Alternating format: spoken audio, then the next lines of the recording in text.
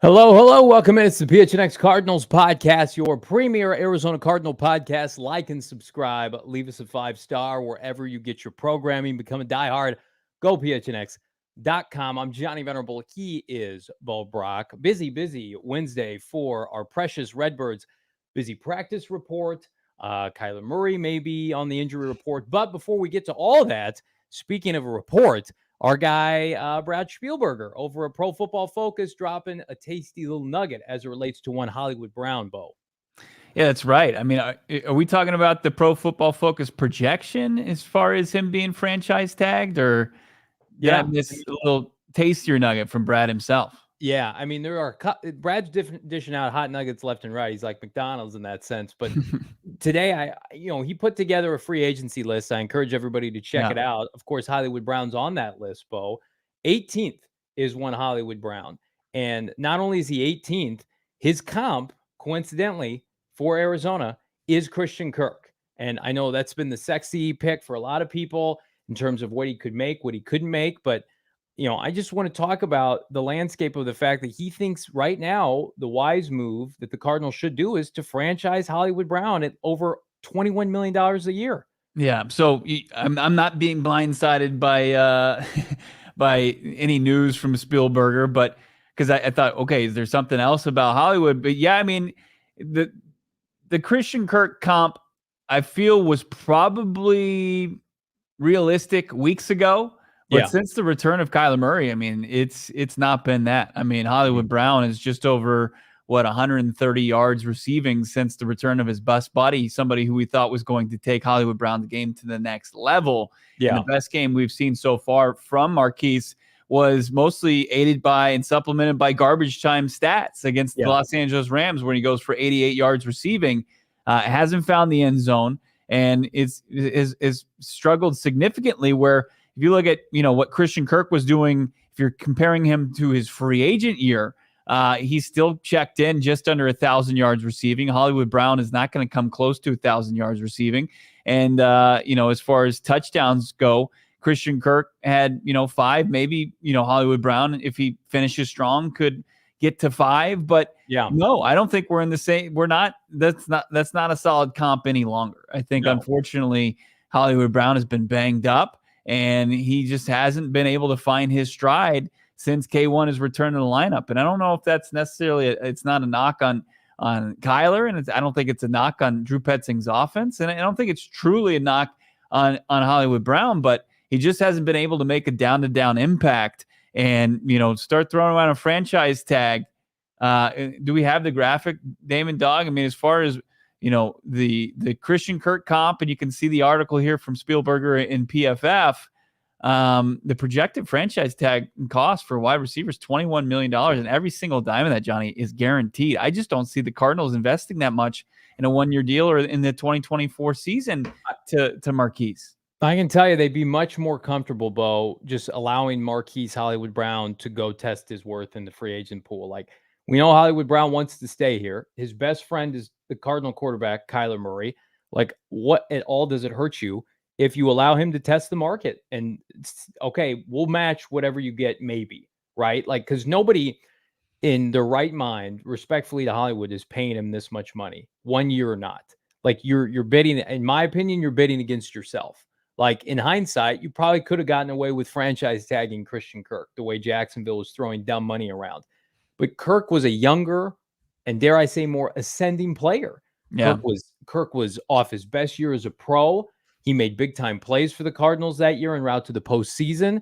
He was younger and healthier. Like, Hollywood Brown's not participating in practice. Hollywood Brown has a sample size now of playing with Lamar Jackson and Kyler Murray, and he's got 1,000-yard receiving season. I think a lot of people knew that Christian Kirk was underutilized and falsely played outside when he was a true slot receiver, and we see that position being valued more now. So to me, it's just like, hey, I think you let him test the market. You have a number in mind, and if he comes back and says Carolina's offering me like 3 for 65 with 30 million guaranteed, you say have a good career. Good luck to you. But if the numbers are close enough and you feel like he can be a part of your offense, I think that's the biggest misconception right now is how do you know that they want him to be a part of their offense? Right. I don't think anybody does. You're going to take snaps away from potentially a first-round receiver, whether it's Malik Neighbors or Marvin Harrison Jr. Michael Wilson plays outside. Like, what does that mean for Hollywood Brown? So I think if this was Keim and Kingsbury, you could say, sure, they're going to franchise tag him.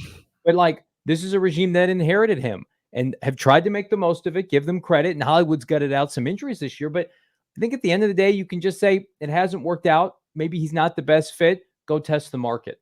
Yeah, no, I think that's probably the best solution and best strategy for Monty Ossenfort and crew for somebody that's been so uneven this season. And, I think even this podcast would have been telling you earlier this year and how he had performed with Joshua Dobbs and how important Hollywood Brown had made himself on third down and moving the chains for this offense that nobody had any kind of belief in. He was a big part of where they were having success, surprise success. Yeah. With Dobbs as quarterback and Drew Petzing's first season as a play caller, and then things just completely trended in the wrong direction. And I think it would be salary cap malpractice to give him $21 million. And I know, you're sitting around $70 million. You've got still, you'll have close to 50 to spend.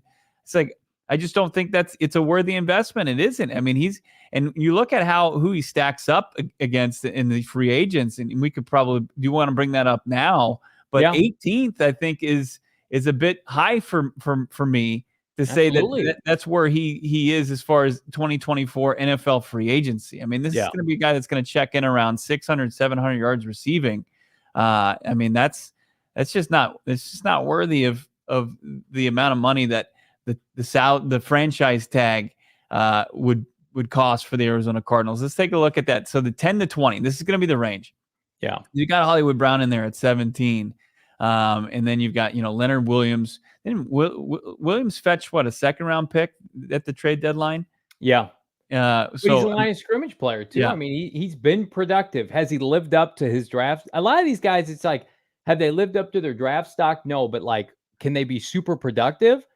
Hollywood Brown, to me, like, I think it's disrespectful to call him an average player. Like, you want him on your team.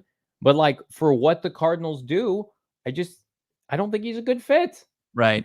And I'm looking at down the list here. I mean, just wide receivers, and we don't have it. I mean, it's below 20. It's Calvin Ridley. It's like, would you take Calvin Ridley, even with his struggles right now? He's light years ahead of Hollywood Brown right now as far as his production. And he just logged a 100-yard gain and found the end zone. I mean, I don't think, I know that Hollywood Brown has approached 100 yards, hasn't done it for quite a long time. He certainly had found the end zone and approached, 100, the century mark before. But I mean, Calvin Ridley, he's down the list here. So I think he's ranked too high, and the number is way past anything I'm willing to spend. And I've said so, recently that I just don't even at the right price, I just don't know if it's a fit any longer. Yeah, I agree with that. Okay, listen, this is a business. This isn't personal. It's going to be 27 years old next summer. 27 years old. So you're telling me they're going to franchise tag him with the anticipation that, then he'll cash in when he's 28? Come on. These were his prime earning years to produce 12, 13, 1,400-yard seasons. Like, he was supposed to be a rendition of what Tyreek Hill is. Big plays, down the field, Steve Smith, Deshaun Jackson, Eck-esque. I think he's been hampered by poor quarterback play at times, and I think he's been hampered, especially in Baltimore, run-dominant team. But, man, it just feels like the guys who make the big money, they go out and they get theirs, regardless of who the quarterback is. Like, we've watched elite receivers for Arizona, like a Larry Fitzgerald and Anquan Bolden, and sometimes a D-Hop, play above their quarterback play. When Hopkins is catching balls from Colt McCoy, like, ballers go and they ball out. So Yeah. if this is going to come off just like we're ripping Hollywood Brown, it's like you want him on your team. That was the point of my Johnny on the spot a couple weeks ago, but not for $21 million. I don't even know if I would pay him above, and this is disrespectful, but like $5 or $6 million next year. I mean, for No. a team, like, because it's bigger than just the money. It's what else are you providing of value? You don't play special teams. And then if you like, I want to watch Malik Neighbors or Marvin Harrison Jr. start over Hollywood Brown. Who in the Mhm. chat can say that they don't want that? Like, nobody. You want Michael Wilson and the first round receiver starting because Hollywood Brown can't play the slot. Right. And, Monty Osborne has proven, even in, practice squad, active roster wide receivers that he's added during his tenure, outside of just the easy, restricted free agent pickup of Greg Dortch's tender. Like, he hasn't sniffed around any wide receivers under 6 feet tall. He just hasn't. He has a type. And the only time, if you're on a dating app, if you're trying to sway some woman that has a strict no under 6 feet tall policy, you're gonna have to do it in different ways. And to your point, Hollywood Brown, he's not adaptable. He's not versatile. He's not like a crypto boy. He doesn't have like an unbelievable amount of money. He doesn't run a hedge fund. He doesn't do like all these things that we like. Okay, under 6 feet tall, he does this, and this. This is what he brings to the table. What he brings to the table has not even played out very well at all, especially during the return of Kyler Murray. You got like a Gabe Davis, Noah Brown, a Tyler Boyd. Like, I'd much rather spend around $4, $5, $6 million a season, or $8 million for just a prove it deal for a player like that. They just fit better. I see Steven in the chat saying over the cap has Brown's value just over $12 million. I think the market's corrected itself. I think the Kirk year threw everybody for a loop, and then I think last year it corrected itself. And we saw guys, fair or not, have to wait a long time. Remember, Odell Beckham waited a long time, and that now looks like an overpay. I think teams that nab franchise receivers re-sign them. And I think at the end of the day, Baltimore traded him, and now the Cardinals are on the fence. It's like, we know what he is and what he isn't. He's a starting NFL receiver. He can have big days on Sundays, but he's just not consistent enough. And on his rookie deal, you can stomach that. On a big time money contract, I mean, like, you and I are critical of guys like DJ Humphries when they don't perform, in part because he's making $20+ million. Like, the expectation then becomes with Hollywood Brown, we're going to pay you to be better than you are right now. That's not how it works. It's like, you prove it, then you get rewarded because you're going to sustain that or even eclipse it. You would be holding your hands out, hoping and praying, we're paying him $12, $21 million. Go be a 1,500-yard receiver. That's not his game. That's not who he is. Yeah. Especially as the Cardinals want to try to diversify their receiving core away from small. Yeah, they want to get larger. They want to get more physical. Yeah. See in the chat, Jack, 6'7", 245, wide receiver from Florida State. He says Florida in the 3rd round. He's a beast. Played some ball at ASU before he transferred to the Seminoles. And, we'll see if he's got, the ability to separate. That's going to be a big thing for a guy at his size. But certainly gives you the opportunity to win some one-on-one matchups. And I think that you when you play at that size, when you play at 5'9", you've got to be like, you got to be Tyreek Hill. You just have to have the ability to find open grass. And we just haven't seen it so far. No. With Hollywood Brown, with Kyler Murray back under center in the shotgun for the Cardinals.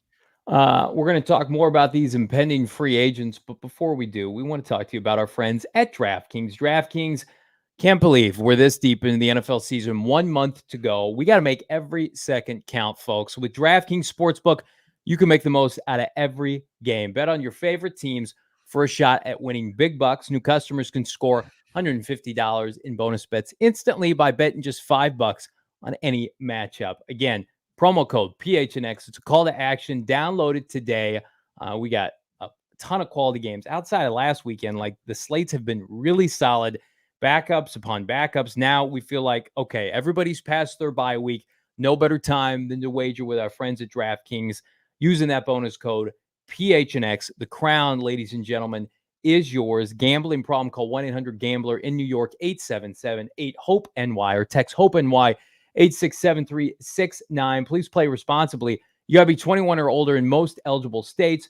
but age varies by jurisdiction. See DraftKings.com/sportsbook for details and state-specific responsible gambling resources.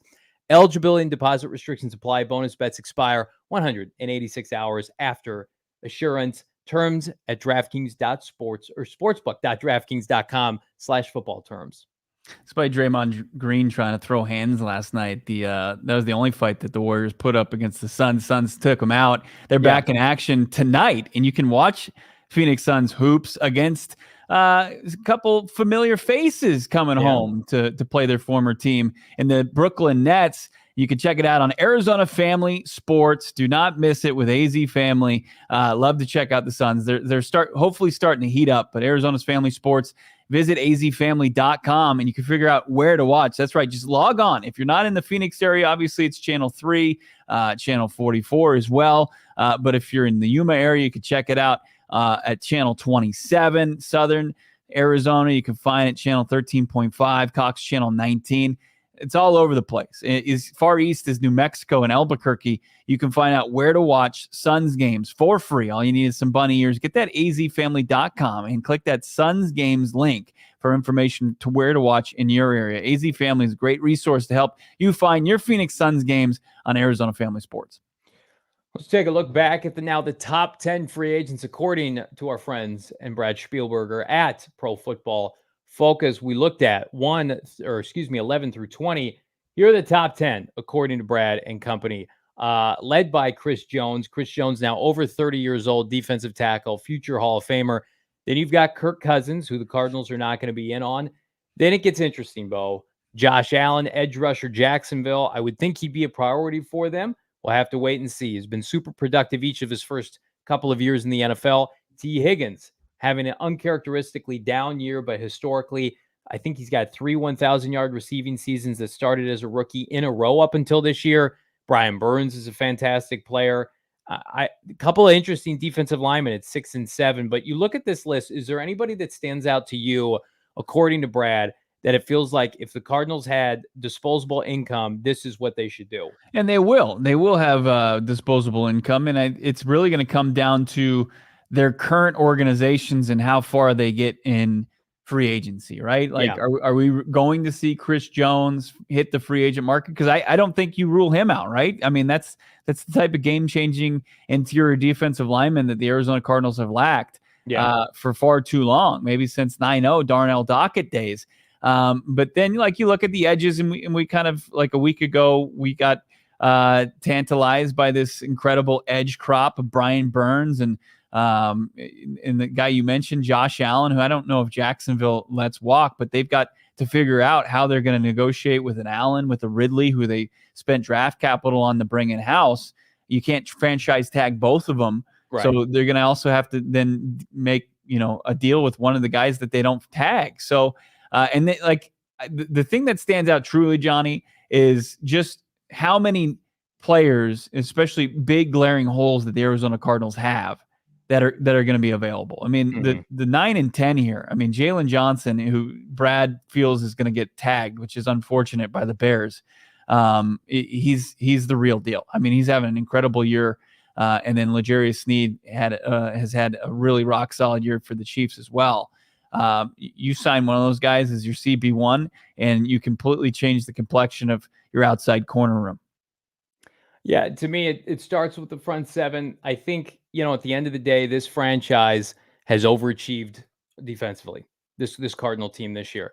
So I think Jonathan Gannon needs to be rewarded with a little bit of a spending spree in free agency. I think you get your cornerstone offensive players in the draft this year. Your offensive tackle to bookend with Paris Johnson, another receiver with Michael Wilson. Like, as much as I like T. Higgins, it would surprise me if they went that route just because they have 2 first-rounders in a premium receiver draft. It would make more sense instead of paying big money for a Hollywood or a T. Higgins. This is just my opinion. I don't know if this is the way they're going to end up going, but Malik Neighbors, Rome Odunze, if you can't get Marvin Harrison Jr., like, that's intriguing to them. Keon Coleman, the kid from Texas, like, there are complementary receivers. And this offense, listen, at the end of the day, it's not going to be the Kingsbury, thank God.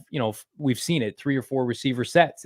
They want to run the football. They want multiple tight ends. Trey McBride can be a wide receiver one on certain Sundays. So I think it's going to be CB1. You're looking for a cornerback, a veteran, because, of course, Marco Wilson's got 1 year left on his deal. They've got Keitrell Clark, a couple youngsters, and Garrett Williams that they're playing a lot.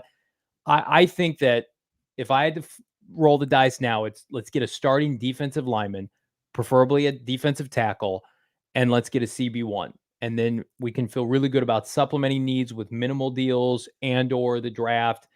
But you cannot go into next season with a young defensive line group like this year, even if it's got a high draft pick, and a cornerback room with a bunch of 23-year-olds. Like, you got to get some veterans at that position, and I think they will.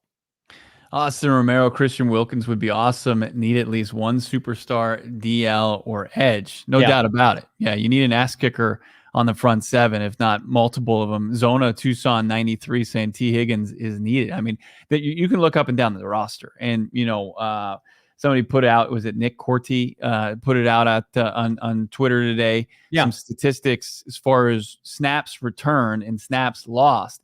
And the Arizona Cardinals stand to lose the third fewest amount of snaps, about 19%.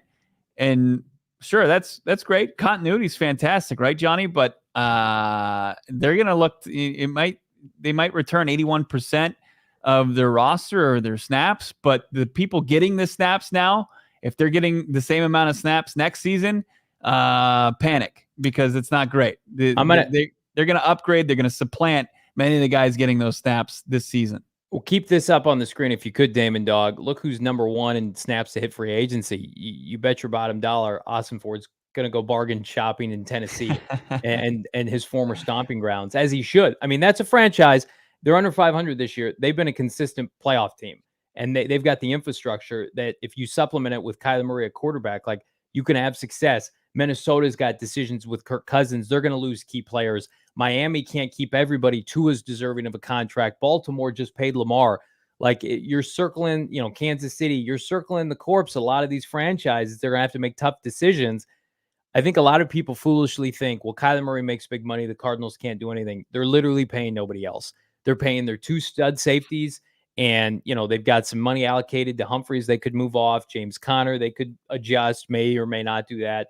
But it's like nobody is hampering them. They're going to have immense flexibility. So I look at this as, they've got fewest. I think that's going to be probably the same case next year because of the team's going to be so young still. And the players you sign this offseason, they're not going to be free agents next year. They're going to be on the team for the next couple of years. So we have gotten clarity. We've always talked about it, that this season was about finding out who's going to stick with this team long term. Isaiah Simmons, no. DeAndre Hopkins, no. Trey McBride, Kyler Murray, yes. So we feel really good about a lot of those key decisions. But kind of everything else, like Hollywood Brown is a placeholder until you can find a better alternative. And that same can be said for Zaven Collins, a lot of these guys. Like, sure, you're good in that role right now. We can start you on Sunday.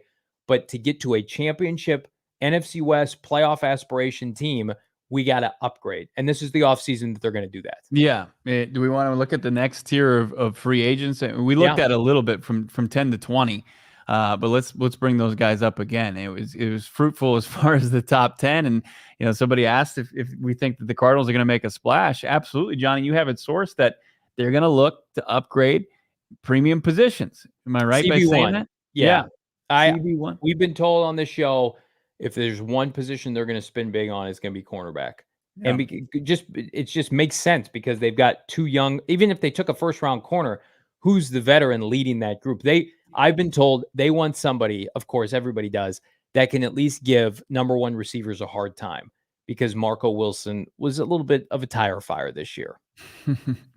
Kendall Fuller, he's a cornerback, but he's primarily played in the slot. Yeah. I don't know if that's something. I'm with Garrett Williams and his emergence so far in his rookie year. I think he's probably going to stay there.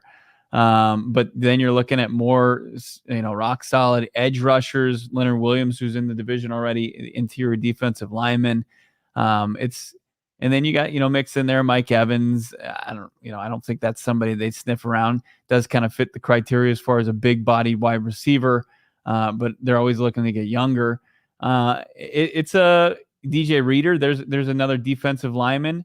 Yeah. Edge Bryce Huff from the Jets. So a pretty impressive, next 10 here. So there's going to be opportunities in free agency. And I know that, you and I are hesitant, and I think the organization is going to be hesitant. Like they're not going to go out there and just absolutely just spend and say, hey, this is how we're going to improve our roster. Like the ultimate way they're going to improve this roster is they're going to be a draft and develop team. They're going to do it through the draft capital, but they can certainly, improve this roster and get them like in a brutal NFC and brutal in a poor way back into relevance quickly. Yeah, totally agree. It's like you would be doing yourself a disservice with Kyler Murray's peak years to not try to not go all in, but like look at this conference this year. It's when the Bears think they've got a shot with a month to go, the state of the ineptitude in the NFC. So I think, listen, this is the first time in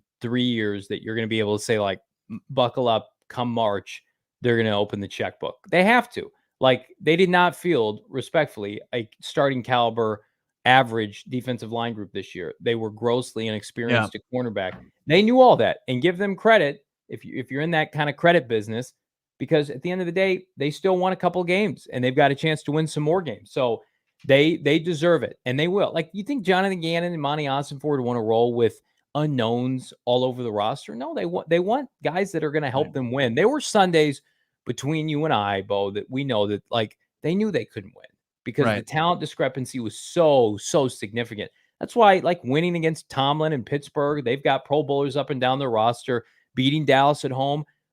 Those are big cornerstone victories for this franchise.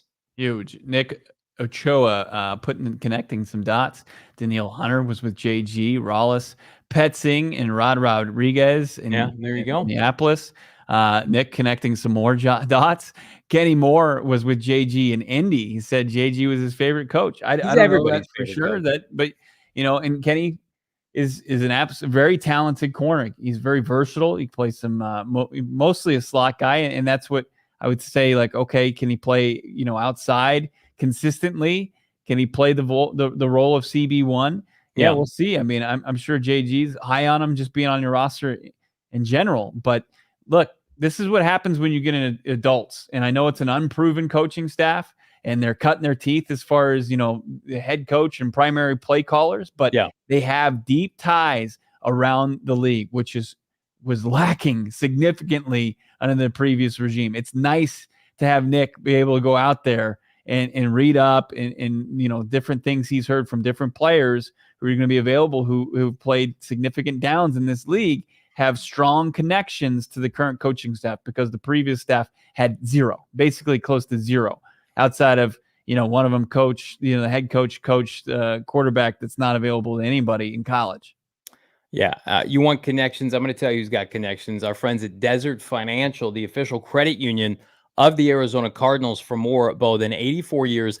Desert Financial has been Arizona's largest, most trusted local credit union, dedicated to creating exceptional experiences by giving back to the community and providing financial solutions that make lives better.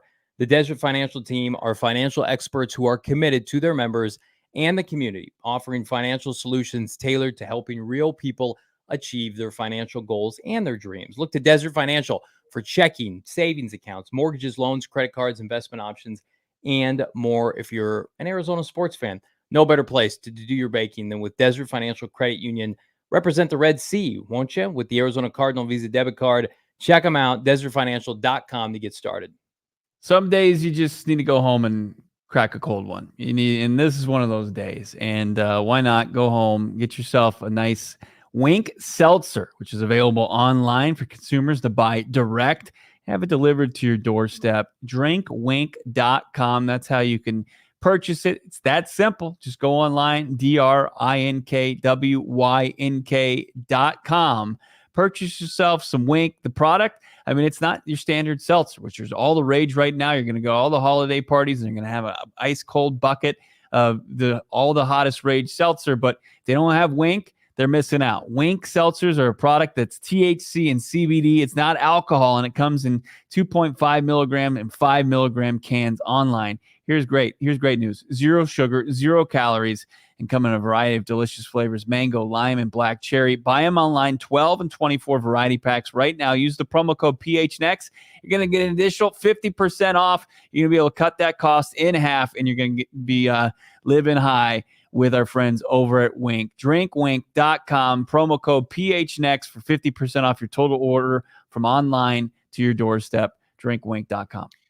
Mr. Bo Brack, you were at the Cardinal facility today. I think a lot of us assume this should be the healthiest they've been in some time, given such a late bye week, but the injury report begs to differ. A little bit more robust than I think Cardinal fans would like to see. Yeah, and a surprise addition of Kyler Murray, who we talked to post-practice. Saw him out there on Monday. So they had this bonus practice because of the bye week. They got out there, and I remember looking over, and I'm about probably 50 to 75 yards away from Kyler Murray where he is warming up.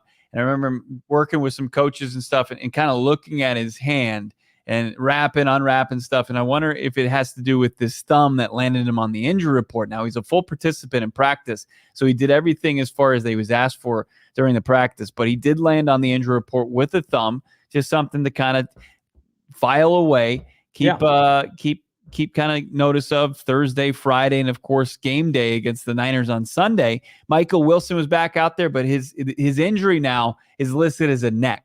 Michael Wilson's dealing with a neck injury. It's no longer the shoulder. And when asked about, was it a re-aggravation of his shoulder injury, JG, weeks ago said it wasn't a re-aggravation. It's new. And now we're seeing it more, I guess, described as a neck injury. But he was back at practice for a second day. They didn't have to have an injury report after Monday. This is the first official injury report of the week. He's on there limited as a neck. Elijah Wilkinson, limited, still designated to return, but not activated. The left guard. We'll see if they add some depth to the offensive line. And Hollywood Brown, Marquise Brown, who we talked about in depth in the first segment, was not out there again. And according to Howard Balzer, I think it's 7 straight, maybe even 8 straight practices we haven't seen Hollywood Brown. I'm optimistic about Michael Wilson to play because he was out there, step up from Monday. He was catching passes from Clayton Tune. Today he was catching passes during the open portion from Kyler Murray. I think he's trending towards playing, and I'm a little less optimistic that Michael or Hollywood Brown without practice would play this week, unlike the previous 2 weeks. Well, you don't want a repeat of what happened against the Pittsburgh Steelers. And I think, Michael Wilson is better suited to play San Francisco because he tore him up earlier this year. And your wide receiver one doesn't play wide receiver right now. He plays tight end. His name's Trey McBride. Is it a loss? Yeah, but respectfully, like Zach Pascal will be back in there. He can run block. Greg Dortch deserves more targets. He's lit up, Kyle Shanahan's defense previously. So, I hate to sit here on a Wednesday and be like, it's not a big deal if they miss Hollywood Brown, but like, I don't think it's a big deal. Like they went to Pittsburgh and beat a physical team and should have put up 30 points. Now, the Cardinals are going to struggle to stop San Francisco's offense. Like you and I both know that. That's where the game is going to be won or lost. But I think Kyler Murray is going to have one of his more robust stat lines. Like this defense, man, they gave up big points to Drew Lock, big statistics. Like there are going to be opportunities for him to find Michael Wilson and Trey McBride. So I am hopeful. And I also really like what he said, Kyler Murray, that being about what he said about Michael Wilson today. It's like, he's a great player. It's up to me to get a report. It's like game recognizes game. This is a guy that's going to be with Kyler Murray and they're going to grow together. And we have not seen that combination unlocked yet. And I think just what the doctor ordered, big physical target. If he's 100% healthy, look out. He could be the leading receiver in this game. Yeah, he could. And, Kyler Murray looking to the more bigger physical guys in this passing attack. That's you're seeing why Drew Petzing in Cleveland didn't have any wide receivers that were under 6 feet. They were all big-bodied guys. And Trey McBride, Michael Wilson, they find open spots and make plays in this offense. And, he talked very complimentary of Trey McBride, joked about him. You can see, of course, that those videos, PHNX_Cardinals on Twitter. You can find them on my Twitter page as well at Bo Brack. And then we have this clip, as we had the discussion about Adam Schefter's podcast yesterday and Drew Petzing's comments, really kind of doubling, tripling down, I don't know what you would call it at this point, on Kyler Murray as the franchise quarterback. Kyler Murray was asked how it felt to kind of hear such complimentary things from his organization. Petzing, awesome for it. JG, this was his answer. Yeah, I mean, obviously to have the faith of, obviously JG, Drew, Monty, those guys, it means a lot. It's on me, though, to go out there and prove why, they paid me, why, I got drafted, all of that, and that's a battle every single day. It should be for me, should be for every player. So there's obviously things, different reasons why I play the game and stuff like that, but to have those, for them to have my back for sure is definitely a good feeling. It's huge. It's great to hear. He certainly gets it. I was talking to a couple different reporters, and everybody's kind of noticing a different K1. And I think it starts with the head coach of the organization, the leader, the CEO of it, Jonathan Gannon. And he has a positive, vibe to him each and every day, despite, where the Cardinals sit in the standings or who's on the injury report, who's healthy, who's not. Or what they did, last week or 2 weeks ago, and what they can or can't do in the near future. I mean, he makes sure that everybody is playing with and has the positivity and is enthusiastic about coming to work each and every day. And you can see that rubbing off on Kyler Murray, who had to deal with a bunch of bullshit mudslinging behind the scenes through leak reports and sources and all that trash. Things are changing in Tempe and Glendale for the Cardinals organization. I just feel like this is a point I don't know a lot of people bring up. I think Kyler Murray relishes the opportunity to be a mentor and a leader in the huddle with younger players.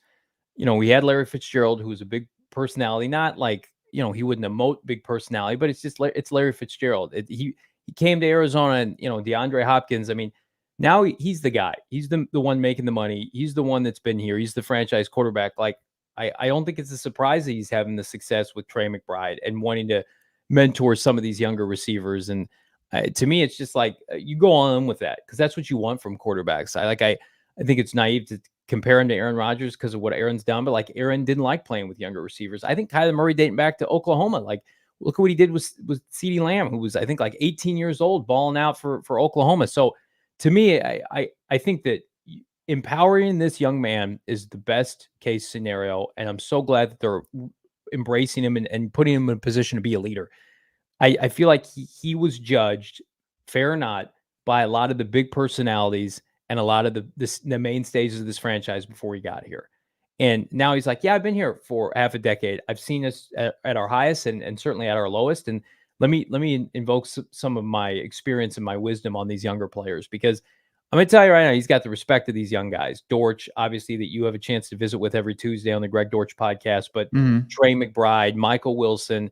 We've sat with James Conner. I know James is older, but he can't say enough good things about Kyler Murray. So I think Kyler Murray, at the end of the day, like him with Marvin Harrison Jr., we talk about it not as a pipe dream, but it's a fantasy right now until it becomes a reality, if it does. But I think Marvin Harrison Jr. would be fired up to play with Kyler Murray. And I think Kyler Murray would be fired up to mentor Marvin Harrison Jr.